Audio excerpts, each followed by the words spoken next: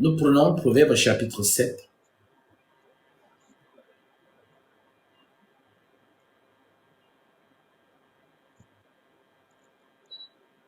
Proverbe 7, c'est-à-dire un homme, avant de vouloir épouser une femme, il doit d'abord lire Proverbe 7. Alors, qu'est-ce que Dieu nous dit dans cette femme? Dieu nous dit, mon fils, retiens mes paroles et garde avec toi mes préceptes. Observe mes préceptes et tu vivras. Garde mes enseignements comme la prunelle de tes yeux. Lis-les sur tes doigts et écris-les sur la table de ton cœur. Dis à la sagesse, tu es ma sœur, et appelle l'intelligence ton amie, pour qu'elle te préserve de la femme étrangère. De l'étranger qui emploie des paroles doucereuses. J'étais à la fenêtre de ma maison et je regardais à travers mon treillis. J'aperçus parmi les stupides, donc ce sont des hommes qui ne basent pas leur choix dans les Écritures. Donc c'est eux qu'on appelle les stupides. J'aperçus parmi les stupides, je regardais parmi les jeunes gens, un garçon dépourvu de sens. Il passait dans la rue près de l'angle où se tenait une de ces étrangères. Et il se dirigeait lentement du côté de sa demeure. C'était au crépuscule, pendant la nuit, au milieu de la nuit et de l'obscurité. Et voici, il fut abordé par une femme ayant la mise d'une prostituée et la ruse dans le cœur. Donc Dieu nous dit que ces femmes-là, elles ont la ruse dans le cœur. Ça veut dire quoi avoir la ruse dans le cœur? Ça veut dire que tout ce qu'elle fait pour toi est calculé. Et il y a des femmes qui excellent dans ces choses-là. La ruse. Même son sourire qu'elle te fait est une ruse. Ayant la mise d'une prostituée et la ruse dans le cœur, elle était bruyante et rétive. Ses pieds ne restaient point dans sa maison. Tantôt dans les rues, tantôt sur les places. Et près de tous les angles, elle était aux aguets. Donc Dieu nous donne le discernement. Parce qu'il y a des hommes qui réfléchissent selon le monde. Mais selon la sagesse de Dieu, Dieu nous dit que quand tu vois déjà une femme qui ne reste pas sur place, dans le regard, le viseur de Dieu, on te dit déjà qu'elle est légère. Tu peux la prendre et tu donneras à Dieu raison un jour. Donc une femme qui est toujours en train de toujours en train de se balader, elle n'est jamais sur place, c'est-à-dire elle n'est jamais chez elle. C'est déjà un indice. Ça c'est le regard de Dieu. Moi, parce que les hommes sont têtus. Les hommes, c'est toujours leur philosophie et non celle de Dieu. Voilà pourquoi il dit au premier verset, mon fils, écoute mon enseignement. Alors, nous continuons. Tantôt dans les rues, tantôt sur les places et près de tous les angles. Elle était aux aguets. Elle le saisit et l'embrassa et d'un air effronté lui dit, je devais un sacrifice d'action de grâce. Aujourd'hui, j'ai accompli mes vœux. C'est pourquoi je suis sorti au-devant de toi pour te chercher et je t'ai trouvé. J'ai orné mon lit de couverture, de tapis d'Égypte. J'ai parfumé ma couche de myrrhe, d'aloe et de cinnamon. Viens, enivrons-nous d'amour jusqu'au matin. Livrons-nous joyeusement à la volupté. Donc, faisons l'amour. Livrons-nous joyeusement à la volupté, car mon mari n'est pas à la maison. Donc, c'est une femme mariée. Mon mari n'est pas à la maison. Il est parti pour un voyage lointain. Il a pris avec lui le sac de l'argent. Il ne reviendra qu'à la nouvelle lune. Donc, il y a des hommes qui ont épousé des femmes que dès qu'ils tournent le dos, elles le trompent. Et elle sait les faits et gestes de son homme. Elle sait que lorsqu'il prend le téléphone, quand il va se doucher, elle connaît déjà tous les mouvements. Dès que tu vas te doucher, c'est que là, il a ouvert l'eau. Là, c'est quand il fait ceci. Là, c'est quand il fait cela. Donc, j'ai le temps de passer un coup de fil. J'ai le temps en fait, de faire quelque chose, voilà, qui n'est pas adéquat. Alors, ces femmes-là connaissent les déplacements de leur mari. Elles savent que s'ils mettent tel costume, ça veut dire qu'il y a un événement important. Ça veut dire qu'il va faire tel nombre de temps. Il va rentrer à tel nombre de temps. Donc, comme je dis toujours, Dieu connaît la femme plus que toi, l'homme. L'homme, c'est un éternel enfant. Alors, tout a été mis dans Proverbe pour nous donner les yeux de Dieu et non pas les yeux de l'homme. Dans l'homme, nous, en général, on ne regarde que le physique. Mais Dieu lui voit plus loin. Voilà pourquoi il nous parle d'elle. Donc, car mon mari n'est pas à la maison. Il est parti pour un voyage lointain. Il a pris avec lui le sac de l'argent. Il ne reviendra à la maison qu'à la nouvelle lune. Elle le séduisit à force de paroles. Elle l'entraîna par ses lèvres doucereuses. Il se mit tout à coup à la suivre comme un bœuf qui va à la boucherie, comme un fou qu'on lie pour le châtier, jusqu'à ce qu'une flèche lui perce le foie. Donc cette femme en général te tue. Comme l'oiseau qui se précipite dans le filet, sans savoir que c'est au prix de sa vie. Et maintenant mes fils, écoutez-moi. Donc il insiste. Et maintenant mes fils, écoutez-moi. Et soyez attentifs aux paroles de ma bouche. Que ton cœur ne se détourne pas vers les voies d'une telle femme. Ne t'égare pas dans ses sentiers, car elle a fait tomber beaucoup de victimes. Vous allez voir certaines femmes qui vous disent, non, tu n'as pas besoin de savoir mon passé. Vraiment, il faut qu'on avance seulement et tout. Il faut chercher son passé. Si, moi je disais souvent que si vraiment on pouvait même remettre aux ex, donc quand une fille vient vers toi, l'ex doit t'envoyer le document pour te dire si c'est une bonne femme. Sinon, voilà. Donc, ça c'est moi. Hein. Voilà. Donc, comme quand les gens, quand on veut t'embaucher quelque part, il y a ce qu'on appelle la lettre de recommandation. Voilà. Donc, on te demande la lettre de ton ex-employeur. Voilà, dès qu'on te donne l'ex-employeur, dès qu'on te donne voilà, ce document-là, on voit vraiment un salarié désordonné, toujours en retard. On ne va pas t'embaucher. On ne va pas t'embaucher parce que l'ex-employeur t'a terminé. Donc, si ça existait parmi les hommes, que non, dès que, voilà, tu écris juste. Mais dans la pensée de Dieu, une femme qui a été répudiée n'est pas épousable. On ne l'épouse pas. Une femme répudiée n'est pas épousable. Elle doit, donc c'est comme une condamnation. Alors, ne t'égare pas dans ses sentiers, car elle a fait tomber beaucoup de victimes. Ils sont nombreux, tous ceux qu'elle a tués. Sa maison, c'est le chemin du séjour des morts. Ils descendent vers les demeures de la mort. Donc, lorsqu'un homme veut s'engager avec une femme, qu'il lise ce chapitre. Ça, c'est la femme maintenant, le genre de femme qu'on trouve le plus dans le monde. En d'autres termes, si dans le monde, il y a 1000 femmes, il y en a 99. Donc, il y en a 999 mauvaises. Si vous voulez même encore, peut-être elles sont 900 qui sont des femmes de Proverbe 7 et 100 qui sont les filles de Dieu. Maintenant, les filles de Dieu là, vu qu'on a lu les filles de Proverbe 7, maintenant lisons les filles selon Dieu. La fille épousable, les filles épousables, la femme épousable. Donc, toujours dans Proverbe, nous prenons Proverbe 31, verset 10. L'Écriture dit, qui parmi vous, qui peut trouver une femme vertueuse? Donc, c'est d'abord la question que Dieu pose.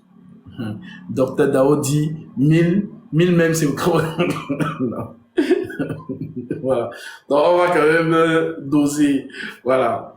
Proverbe 31. Qui peut trouver une femme vertueuse? Donc, Dieu pose la question aux hommes. Qui peut trouver une femme vertueuse? Parce qu'on ne la trouve pas, en fait. C'est Dieu qui te la donne. Voilà pourquoi on dit que c'est une grâce. S'il te plaît, Gatsby, Proverbe 31, je ne vois pas ça, hein. C'est pas ce que moi je vois ici dans Proverbe 31, verset 1. Prends le verset 10. Verset 10. Ah d'accord, oui, c'est bon, j'ai vu. Voilà. C'est là où le message commence vraiment. Qui peut trouver une femme vertueuse? Donc on ne la trouve pas. C'est Dieu qui la donne. Qui peut trouver une femme vertueuse? Elle a bien plus de valeur que les perles. Donc ça veut dire que même les perles de diamant ou quoi que ce soit n'ont pas de valeur en face d'elle. Tellement elle est précieuse. Le cœur de son mari a confiance en elle. Déjà, première chose, Dieu te dit que le cœur de son mari a confiance en elle. Quand un mari n'a pas confiance à sa femme, il ne dort pas. Parce qu'il n'a pas confiance en elle. Ça veut dire qu'à tout moment, il se demande, mais enfin, qu'est-ce qu'elle est en train de faire en ce moment? Ça veut dire que c'est déjà quelque chose qui le tourmente. Mais celle-ci, on dit, le cœur de son mari est tranquille en fait. Le cœur de son mari a confiance en elle. Et les produits ne lui feront point défaut. Donc les produits ne lui font pas défaut à cette femme. Que ce soit Chanel ou que ce soit le sac en plastique, rien ne lui fait défaut. Elle lui fait du bien et non du mal tous les jours de sa vie. Donc, c'est comme une mission qu'elle a de réjouir le cœur de son mari tous les jours. Si elle voit que son mari est un peu triste, elle n'est pas tranquille. Chérie, qu'est-ce qui ne va pas? J'ai fait quelque chose de mal? Parle-moi, mon chéri. Qu'est-ce qu'il y a? J'aime pas quand tu es comme ça. Je te vois triste. Non, chérie, il n'y a rien, t'inquiète pas. C'est que je pensais au travail. Là, maintenant, elle apaise. Mais celle de Proverbe 7, elle s'en fout. Parce qu'elle a ses amants dehors. Mais celle-ci, en fait, tu es comme vraiment un fils pour elle, donc un premier fils. Donc, elle, on dit, elle lui fait du bien et non du mal tous les jours de sa vie. Elle se procure de la laine et du lin et travaille d'une main joyeuse. On te montre que c'est une travailleuse. Ce n'est pas une consommatrice. En général, les consommatrices ont souvent une parole en disant « c'est toi l'homme, non ». Quand tu entends déjà une femme te dire ça, c'est qu'elle laisse le fardeau, elle te laisse le fardeau. Pourtant, la parole de Genèse dit que « je lui ferai une aide semblable ». Donc la femme est l'aide de l'homme. Donc si l'homme n'arrive pas à soulever le carton comme ça pèse, elle vient à rescousse soulever avec lui. Mais certaines femmes pensent que non. Quand on dit l'homme, c'est que non, elle, vraiment, elle est assise, elle se fait les ongles, elle met le vernis sur ses ongles et puis non. La femme, regarde, écoutez, c'est pas moi qui parle, c'est Dieu qui parle ici. On dit, et elle travaille d'une main joyeuse. Elle est comme un navire marchand. Elle amène son pain de loin. Elle se lève lorsqu'il est encore nuit et elle donne la nourriture à sa maison et la tâche à ses servantes. Elle pense à un champ, donc elle entreprend quelque chose et elle le met sur pied. Elle pense à un champ et elle l'acquiert. Du fruit de son travail, elle plante une vigne. Elle se sent de force ses reins et elle affermit ses bras. Elle sent que ce qu'elle gagne est bon. Elle sent que ce qu'elle gagne est bon. Sa lampe ne s'éteint point pendant la nuit. Elle met la main à la quenouille et ses doigts tiennent le fuseau. Elle tend la main au malheureux. Elle tend la main à l'indigène. Elle ne craint pas la neige pour sa maison, car toute sa maison est revêtue de cramoisie. Elle se fait des couvertures et des vêtements de fin et de pourpre. Son mari est considéré aux portes lorsqu'il siège avec les grands. C'est normal. Tu as une telle femme comme ça, Dieu va t'ouvrir toutes tes portes. Quand ta femme est comme ça, Dieu t'ouvre les portes. Parce que certaines femmes ne savent pas que c'est elle le frein dans leur foyer. C'est-à-dire leur comportement empêche que l'homme soit considéré. Mais une femme qui fait tout pour son mari, Dieu ouvre les portes. Et c'est ce qu'on nous montre ici. Son mari est considéré aux portes lorsqu'il siège avec les anciens du pays. Elle fait des chemises et elle les vend. Donc elle est vraiment entreprenante. Elle fait des chemises et elle les vend. Et elle livre des ceintures aux marchands. Elle est revêtue de force et de gloire. Et elle se rit de l'avenir. Elle ouvre la bouche avec sagesse. Et des instructions aimables sont sur sa langue. Ça veut dire qu'elle ne te parle pas n'importe comment. Tu as déjà vu quand une fille prie Jésus, mon frère? Oui, oui. Tu vois comment elles sont souvent. Voilà. Mais quand c'est son mari, elle parle n'importe comment. Pourtant, Jésus dit, Éphésiens 5, 22, femmes, soyez soumises à vos maris comme au Seigneur. Car de même que l'Église est soumise à Christ, de même les femmes le sont aussi à leur mari en toutes choses. Donc, Jésus parle du principe que ton mari est son représentant dans ta maison, dans ton foyer. Alors, on dit que les instructions aimables sont sur sa langue. Elle veille sur ce qui se passe dans sa maison. Et elle ne mange pas le pain de paresse. En d'autres termes, elle ne mange pas le pain dans le pain de paresse, c'est-à-dire l'argent qui n'est pas justifié. Dont elle a travaillé, elle mange. Ses fils se lèvent et lui disent heureuse. Son mari se lève et lui chante des louanges. Plusieurs filles ont une conduite vertueuse. Mais toi, tu les surpasses toutes. La grâce est trompeuse et la beauté est vaine. La femme qui craint l'Éternel est celle qui sera louée. Récompensez-la du fruit de son travail et qu'au porte ses œuvres la louent. Est-ce que vous avez vu dans tout ce que nous avons lu là, dans tout ce que Dieu a dit là, est-ce que vous avez vu, donne-moi l'argent, mon huile est finie, oh c'est monté, c'est descendu, vous n'avez pas vu ça? Non. Parce que la femme de ce siècle, parce qu'on parle de la femme de ce siècle, la femme de ce siècle est tellement une consommatrice que lorsqu'elle se pose et qu'elle fait le bilan du nombre de perruques qu'elle a achetées, parce que les femmes n'aiment pas faire plus de 3 jours avec les mêmes tresses. Donc, si tu pèses tout ce qu'elle a dépensé dans son image, ah, mon frère, vous pouvez acheter plusieurs champs. Donc, une femme dont les produits ne lui font pas défaut, parce que c'est ce que Dieu dit, ben, c'est une femme qui est pour toi comme un économe. C'est une femme qui pense que, ah, voilà l'été qui approche. L'été, si j'ai l'impression que ça va être dur, donc amassons pendant l'hiver. Mais il y a d'autres qui sont plutôt des consommatrices. Tu remplis, elle prend.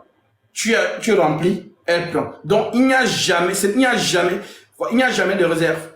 Parce qu'elle soutient seulement tout. Elle soutient seulement tout. Elle soutient seulement tout. Donc, pourquoi je t'ai donné ces 2 passages? C'est que l'homme de ce siècle, lorsqu'il voit une femme, parce qu'on ne se lève pas comme ça pour aller épouser une femme. Tu as vu une femme qui te plaît. Sois observateur, observe-la sans qu'elle le sache. Supposons que tu es dans une assemblée et que tu as vu une sœur qui te plaît. Tu ne vas pas aller directement, tu vas l'observer en cachette. Tu es un observateur. Tellement tu vas voir comment elle est, comment elle réagit face à certaines situations. Et ce n'est rien, et tu mets en même temps cela en prière. Maintenant, tu vas vers elle. Si elle accepte, elle va voir son père te convoque, ainsi de suite. Maintenant, tu n'es même pas obligé de passer par elle. Tu peux aller voir son père directement, lui demander la main, la main de son père, la main de sa fille à son père, et puis il te la donne, en te demandant soit la dot, soit rien du tout. Donc, ne regardons pas l'apparence. Parce que s'il faut être belle là, elles sont belles. Hein? La femme de Proverbe 7, on dit qu'elle était belle. Donc, l'apparence est trompeuse. Beaucoup de filles, tu les vois avec un visage, vraiment, elle est tellement belle, tu vois, le corps est tellement belle. Mais dans le foyer, c'est un serpent. Elle donne la vessie. Tu dis, ah, elle est déjà à Z. Et en général, les hommes qui ont ce genre de femme meurent vie. Donc, ce qui fait en sorte que tu dises que celle-ci, c'est ta femme, c'est ta côte, c'est la capacité dont cette femme absorbe tes paroles. Parce que la femme est une partie de l'homme, comme je l'ai expliqué hier, mon frère. La femme, c'est une partie de toi. Donc, celle que tu veux ramener dans ton sein, c'est une partie de toi. Alors, une partie, un membre de ton corps, agit toujours selon le commandement de la tête. Si tu donnes le commandement à ta main de t'apporter quelque chose, la main va exécuter sans, voilà, te reprocher quelque chose. Mais si déjà tu dis à ta main, apporte-moi ceci, et que ta main refuse, ça veut dire que ce n'est pas ta main. Ce n'est pas ta main. Ce n'est pas ta main. C'est une main étrangère. Donc, la capacité que cette femme a à respecter ce que tu dis, c'est ce qui démontre que c'est vraiment une partie de toi.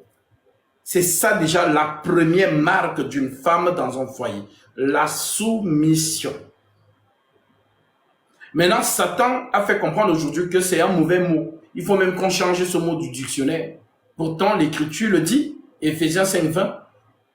Je vais lire parce que c'est important. Quand Jésus lui-même parle,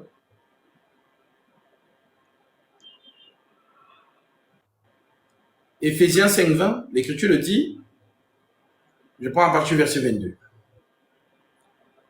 Femmes, soyez soumises à vos maris, comme au Seigneur.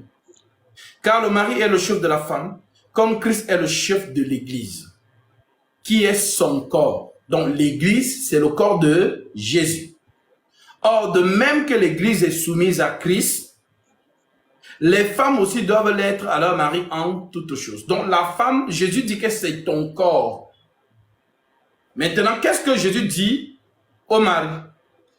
Jésus dit au mari, au verset 25, Marie, aimez vos femmes. Donc, Marie aime ton corps.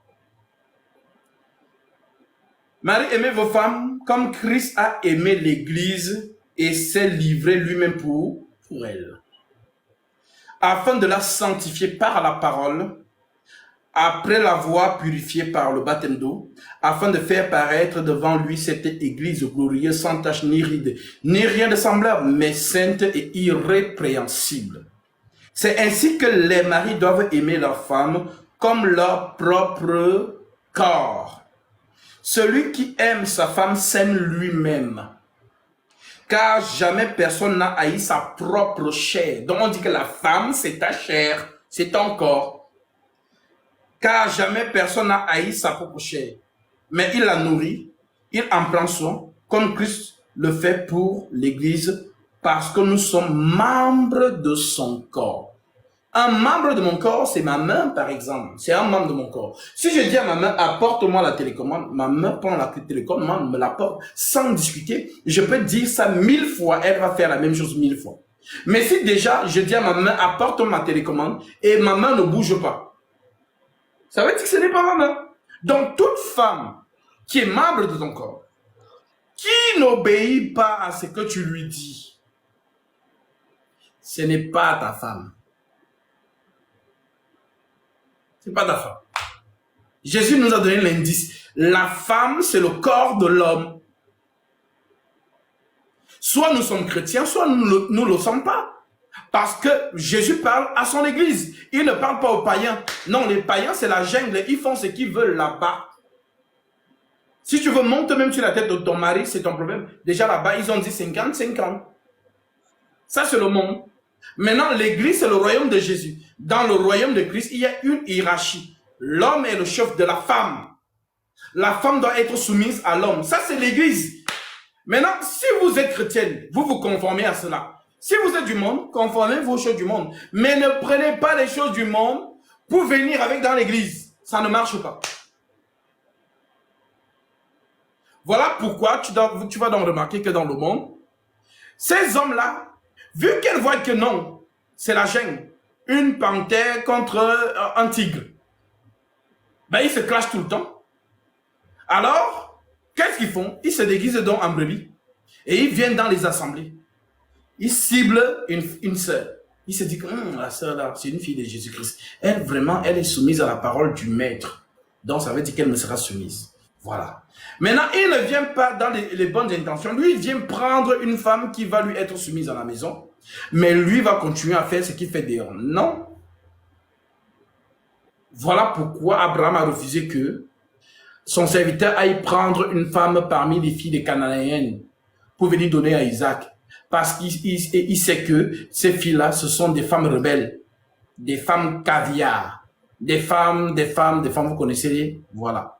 Donc, Abraham a dit non, non, non, tu iras dans la famille de mon parent. Tu prendras pour moi une fille pour mon fils. Donc, en Christ, nous avons le même père. Alors nous nous marions entre frères et sœurs. Voilà pourquoi Sarah et Abraham étaient frères et sœurs. Les gens n'ont jamais compris pourquoi, mais Sarah épousait sa propre sœur. Parce qu'ils avaient le même père, mais pas la même mère. C'est l'image de Jésus. On dit que Jésus, c'est notre père, non? Oui, c'est notre père. Mais si nous sommes les enfants de Jésus, ça veut dire que toi et moi, nous sommes sœurs en Christ, sœurs et frères en Christ. Alors nous nous marions entre nous parce que nous avons le même langage. Nous avons le même langage. Parce que tu respectes la parole du Père, moi aussi je respecte la parole du Père. Si la Père a dit, femme, sois soumise à ton mari comme au Seigneur, elle me sera soumise. Et elle m'appellera mon Seigneur. Parce que c'est ce qu'Abraham faisait. On dit, je lis ça, 1 Pierre 3. 1 Pierre 3, verset 1. Femmes, soyez de même soumises à vos maris, afin que si quelques-uns n'obéissent point à la parole, ils soient gagnés sans parole par la conduite de leurs femmes, en voyant votre manière de vivre chaste et réservée.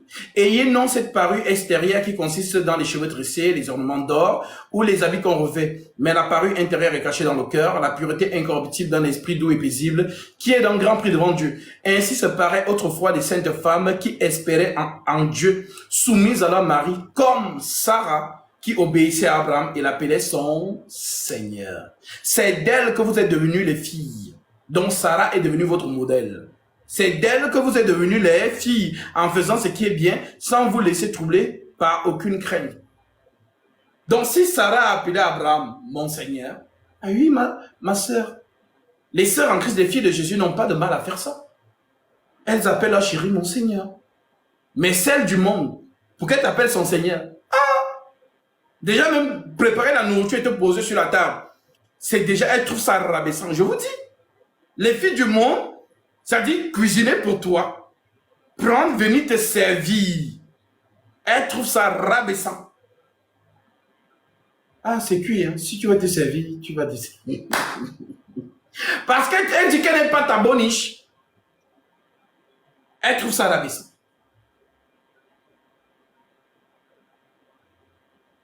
Mais la sœur en Christ sait que non.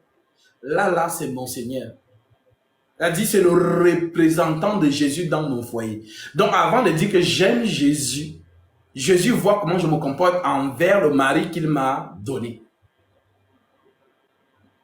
Si je me comporte bien envers le mari qu'il m'a donné, à ce moment, quand je prie Jésus, Jésus dit, non, ça c'est ma fille. Elle dit, elle me respecte déjà, moi qu'elle voit dans le foyer. Mais moi qu'elle ne voit pas spirituellement, elle me respecte aussi. Ah ma fille, bénédiction pour toi. Et ton foyer est toujours alimenté parce que la présence du Seigneur y est. Là où les Écritures sont unies, l'Esprit de Jésus est là. Mais si tu es dans un foyer où il y a toujours calamité, la femme ne respecte pas le mari. Oh machin, c'est monté. S'il me respecte, je respecte. S'il me respecte pas, je ne respecte pas. C'est écrit où? C'est écrit où? C'est l'homme qui vient te doter. Il vient prendre l'autorité de ton père. Et dès lors que ton père accepte de te donner à cet homme, c'est lui maintenant qui a l'autorité que papa avait. Dans la manière dont tu parlais à ton père, c'est de la même manière que tu dois parler à ce dernier. Parce que c'est ton chef. Ce n'est pas ton camarade. C'est ton chef. Ça dit, c'est le privilège. Il est mari, en même temps grand frère, en même temps tout, il est tout. La limite de ton père, c'est que ton père ne peut pas coucher avec toi. C'est ainsi que Dieu a fait les choses. Mais l'homme là, il est capable de te donner l'amour que ton père t'a donné. L'affection. En même temps, il est capable de te mourir, tu es content. Voilà comment Dieu a fait les choses. Donc, c'est ton père, c'est ton ami, c'est ton mari, c'est ton tout. Et ceux qui ont les oreilles pour entendre, entendent. Donc, oui, mon frère, moi, ce que je te conseille, si tu aspires au mariage, que l'apparence ne t'attire pas. c'est important. L'apparence est importante, c'est-à-dire le corps. Parce que Jacob, quand il a vu Rachel au puits, il a apprécié. Tu dis que Rachel était une fille fort belle de figure et de taille. Donc, elle a été bien formée. Donc, Jacob a apprécié. Donc, le corps est important. Mais, ce n'est pas ça qui doit être l'élément principal. Parce que ça te fait faire le mauvais choix. Et les femmes, je vais te donner ce secret aujourd'hui. Si les femmes accentuent beaucoup sur leur apparence, c'est justement pour cacher leurs défauts. C'est ça la femme. C'est-à-dire qu'elle met tout ce qui est dans son apparence, elle met cela en valeur pour que tu ne regardes pas les autres choses. Voilà pourquoi tu vas voir certains hommes. La femme ne le respecte, mais alors pas du tout. Mais quand elle met son collant là, elle met une petite robe bisquine comme ça, quand elle passe devant lui, il oublie tout. Voilà. Et vous, quand vous dites, mais on t'a déjà donné les conseils, non? Vraiment, la femme là veut te tuer et tout. Il sait que non, c'est ça qui le tient. Voilà, c'est son tobossi qui est là. Voilà, c'est son bassage qui est là. Donc vous allez donner les conseils, il va écouter.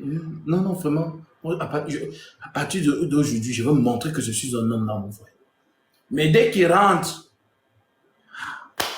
vraiment, vous savez, comprenez que la femme le tient par autre chose. Donc, voilà mon frère, que le Seigneur vraiment te permet de choisir une bonne femme. Donc, pour répondre à ta question, il n'y a pas une femme qui a été dessinée pour toi que non. Il y a un concours de circonstances. Le Seigneur est le maître des circonstances et des temps. Tu es un homme bon, tu es un homme qui craint l'Éternel, alors il te donne une femme pour que tu trouves bonheur à ses yeux. L'homme qui trouve une femme trouve le bonheur, c'est une grâce qu'il obtient de l'Éternel. Donc, c'est ça. Okay. Et ma deuxième question, c'était maintenant les conséquences. Quel type de vie un homme aurait s'il se retrouvait avec une femme, entre guillemets, mauvaise? Mais je pense que tu as déjà répondu, tu as dit que la conséquence était la mort. La conséquence, non seulement c'est la mort, parce que nous voyons que tous les hommes qui ont pris de mauvaises femmes, ils sont morts. Samson, Salomon, Akab, ils sont morts. Voilà, donc le Seigneur lui-même, lorsqu'il meurt à la croix, c'est pour nous. Nous avons péché, mais par amour, il s'est donné pour nous. Homme, aime ta femme comme Christ a aimé l'Église et s'est donné lui-même pour elle. Samson est mort parce qu'il aimait Dalila. C'est l'amour qui a tué Samson, il a révélé son secret. Et maintenant que le secret est dehors, Dalila a fait en sorte que Samson meure. Donc, les conséquences d'une mauvaise femme, c'est la mort. Un homme qui a une mauvaise femme, c'est la mort, je vous assure. C'est la mort assurée, c'est le naufrage assuré, parce que tu n'es pas en paix. Ce qui fait la fierté d'un homme, c'est sa femme. Quand tu as une femme aimante, vraiment, dès que tu finis le travail, tu as envie de courir même à la maison. Tes amis, tes collègues peuvent vous proposer que non, est-ce qu'on ne reste pas pouvoir prendre un petit café ensemble? Non, je dois rentrer parce que tu veux voir ta lune. Hein, tu veux voir celle que quand tu poses ton regard sur elle, tu es vraiment, voilà, c'est la fraîcheur, c'est ça, c'est l'amour. Mais quand tu as une femme qui a les piquants dans le corps, tu n'as même pas envie que de la voir. Parce que dès que tu la vois, c'est égal. Dans son visage, c'est écrit problème. Elle te stresse. Elle s'est dit, tu n'as pas envie d'être à côté d'elle parce que c'est le stress. Elle te stresse. Et un homme stressé, c'est un homme qui va bientôt mourir. Donc, la paix du cœur, c'est très important. Donc, une femme qui se comporte bien dans son foyer égale bénédiction. La femme, c'est la bénédiction de son foyer. C'est la racine. On ne voit jamais les racines d'un baobab. Le baobab, tu vois le tronc, c'est beau. Tu vois les feuilles, c'est très beau. Mais ce qui tient le baobab debout, on ne voit pas. Et en général, c'est la femme. C'est l'adage, hein, quand on parle d'une... Vous allez remarquer que tous les adages proviennent des Écritures. Derrière chaque grand homme se cache une grande femme. Ça vient de là. Ça vient de là. Donc, c'est très important. Le mariage, vraiment, c'est vraiment quelque chose qu'il faut vraiment mûrir. Il faut vraiment bien réfléchir sur vos partenaires pour la suite. Le mariage, ce n'est pas un produit de consommation que bon, là, ce n'est plus bon, je quitte. Non. Lorsqu'on prend une femme, parce que ça peut indexer même votre marche spirituelle. Ça, je vous assure. Je reçois beaucoup d'appels des mariés qui traversent des moments difficiles dans leur foyer. Et ça, je peux vous le dire. Tu vas voir une sœur qui n'arrive plus à prier parce que elle souffre dans son mariage. Tu vas voir un frère qui n'arrive plus à prier parce qu'il souffre dans son mariage, parce que c'est tellement des problèmes. Oh, elle a encore fait ceci. Oh, c'est monté, c'est descendu. Et tout, ce n'est pas un foyer de paix. Si déjà vous êtes comme ça, ben l'ennemi est dedans. L'ennemi cherche une faille pour venir parce que lui, déjà, il n'aime pas le mariage. Donc, si vous lui ouvrez la porte, il va entrer et s'installer. Mais un mariage qui est où la femme, surtout la femme, respecte son homme et l'homme aime sa femme, même lorsque le diable vient pour essayer de semer la discorde, les Écritures triomphent. Une femme ne répond pas quand son mari parle. Une femme écoute. Parce qu'elle ne répond pas à son papa. Et ces femmes-là, demande-leur quand elles sont dans le foyer de leur père. Quand le papa parle, même si papa a tort. Mais elles n'ont jamais compris ce mystère. Mais quand maintenant, non, pourquoi tu ne me poses pas? Il faut venir me doter. L'homme vient doter. Il prend le transfert de l'autorité du papa, le bâton de commandement. Il rentre avec elle, l'homme rentre avec elle. Maintenant, quand il parle, c'est le mépris. Pourtant, il ne faisait pas ça avec son père. C'est ça donc qui bloque beaucoup de choses dans le foyer de certaines femmes. Et je vous l'ai dit, une femme qui ne respecte pas son mari dans son foyer, il est libre de vous repudier. C'est écrit. Le Seigneur dit, sauf pour cas d'infidélité. Je te parle, tu n'es pas fidèle à ce que je dis, je peux te repudier. Mais en ce qui concerne la femme, à quel moment la femme peut se séparer de son homme? Il n'y a pas. Fouillez les Écritures, il n'y a pas. Le seul cas où elle peut se séparer de son mari, c'est la mort. Romains chapitre 7. Maintenant, que celles qui sont en Christ disent Amen. Que celles qui sont dans le monde, restent dans le monde. En Christ là, c'est ce que l'Écriture dit, c'est ce que nous faisons. Voilà. Et la femme qui font battre par leur mari. Alors, déjà, ma sœur, une femme qui se fait battre par son mari n'est pas un frère en Christ. Qu'est-ce que l'Écriture vient de dire? L'Écriture dit ceci. Je vais relire ça. Éphésiens 5, verset 27. L'Écriture dit,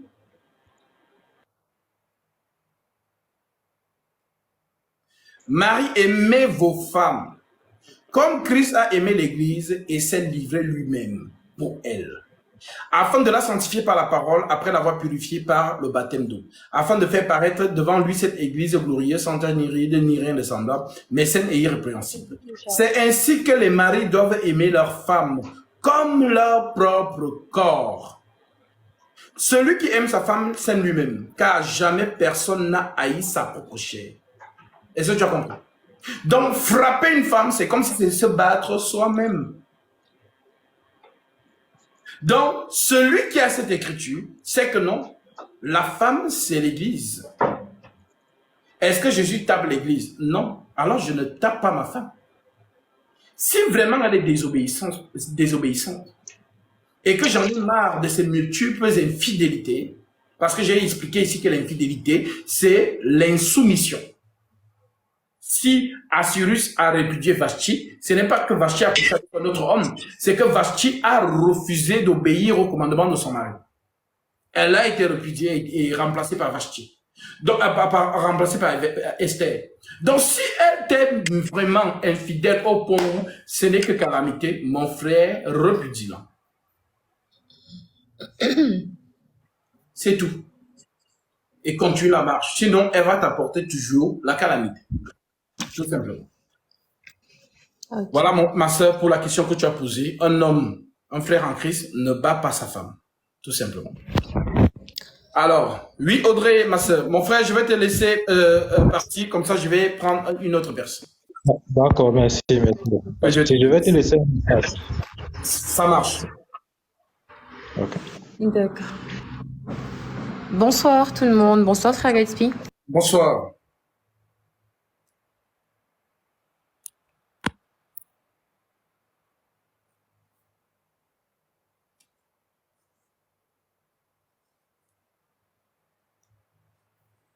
Alors, on ne t'entend plus.